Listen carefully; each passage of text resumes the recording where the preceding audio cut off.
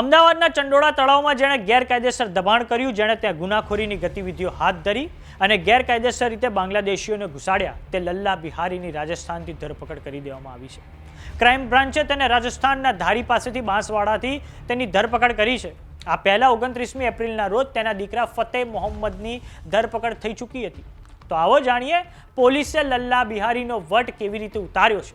નમસ્કાર, જમાવટ સાથે હું છું પાર્થ.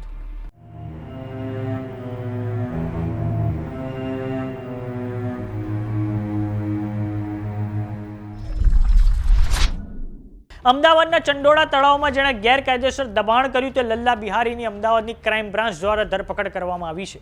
લલ્લા બિહારીની આ ધરપકડથી બાંગ્લાદેશના આખા રેકેટની વિગતો સામે આવશે. આ ધરપકડ રાજસ્થાનના ધારી પાસેથી બાંસવાડાથી કરવામાં આવી છે. સાથે જ હવે અમદાવાદ ક્રાઇમ બ્રાન્ચની ટીમ રાજસ્થાનથી અમદાવાદ લઈને તેને આવી રહી છે. ક્રાઇમ બ્રાન્ચે પ્રેસ કોન્ફરન્સ કરી જણાવ્યું હતું કે લલ્લા બિહારી ટેકનિકલ સ્પોટના આધારે રાજસ્થાનથી ઝડપાયો છે. લલ્લા બિહારી સામે 2 ગુના દાખલ છે. લોકલ નેતાઓ દ્વારા ડોક્યુમેન્ટ માટે લેટરપેડ બનાવી આપ્યા હોવાની વિગત સામે આવી છે. લલ્લા બિહારી રાજસ્થાનમાં તે પોલીસથી છુપાઈને રહેતો હતો. જે દિવસે ફરિયાદ નોંધાઈ તે દિવસે તેણે અમદાવાદ છોડી દીધું હતું.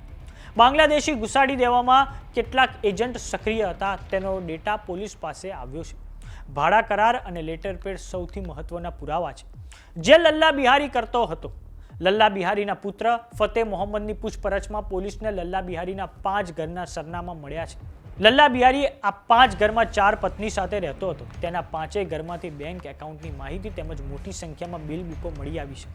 જ્યારે દાણી લીમડા નૂર અહેમદી સોસાયટી ખાતેના તેના મકાનમાંથી પૈસા ગણવાનું મશીન, ભાડા કરાર, ભાડાની રસીદો સહિતના થોકબંધ ડોક્યુમેન્ટ મળી આવ્યા છે. આ સાથે લલ્લા બિહારી પ્રસંગમાં રાજસ્થાન ગયો હોવાની વાત મળતા ક્રાઇમ બ્રાન્ચની ટીમ ત્યાં પહોંચી હતી, પણ તે હાથ લાગ્યો નહોતો. પરંતુ હવે તે પોલીસ પકડમાં આવી ગયો છે. વાત કરીએ લલ્લા બિહારીની તો તે રાજકીય નેતાઓના લેટરપેડના આધારે ડોક્યુમેન્ટ બનાવતો હતો. ઘૂસણખોરી માટે ડોક્યુમેન્ટના આધારે રકમ નક્કી કરતો. ચંડોળા વિસ્તારમાં વસવાટ કરાવવા માટે તે 22,000 રૂપિયા લેતો. ગેરકાયદેસર વીજ કનેક્શન અપાવવાના 1,500 રૂપિયા વસૂલતો. ઘૂસણખોરો પાસે મજૂરી કામ કરાવતો હતો. લલ્લા બિહારી પાસે 5 મકાન અને 7 બેંક એકાઉન્ટ મળી આવ્યા છે. આમ તેની ગુનાખોરીની યાદી બહુ જ લાંબી છે. તો હાલમાં તો સમાચારોમાં બસ આટલું જ. લલ્લા બિહારી પર ચંડોળા તળાવમાં જે ડિમોલિશન છે તેની પર જે પણ અપડેટ હશે અમે તમને આપતા રહીશું.